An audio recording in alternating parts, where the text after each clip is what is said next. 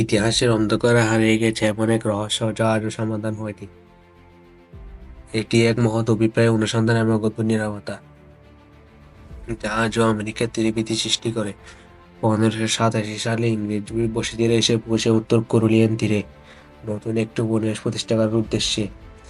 তাদের নেতা জন white supply নিয়ে ইংল্যান্ডে ফিরে যান, কিন্তু যখন তিনি 3 বছর পর ফিরে আসেন, উপনিবেশটি একেবারে অদৃশ্য হয়ে যায়।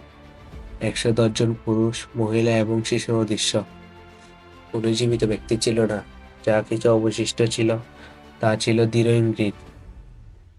একটি কুটিতে ক্রোয়াটন শব্দ পতিত এবং একটি গাছে ক্রো লেখা ছিল। এটিকে হারিয়ে যাওয়া বসতিদের একটি সংকেত ছিল, নাকি ভবিষ্যতের একটি ইঙ্গিত, নাকি কিছু অদৃশ্য শক্তির কাজ ছিল। কিছু মানুষ বিশ্বাস করেন যে কোরিলিয়ান দ্বীপের বসতির সদস্যরা স্থানীয় আমেরিকান উপজাতির দ্বারা শোষিত হয়েছিল। অন্যেরা মনে করেন যে উপনিবেশটি রোগ আক্রান্ত বা যারা বিধ্বস্ত হয়েছিল। তবুও অনেকে ভাবেন অন্ধকার কিছু কি ঘটেছিল। ওয়ানকো উপনিবেশের রহস্য সমাধান কখনো হয়নি।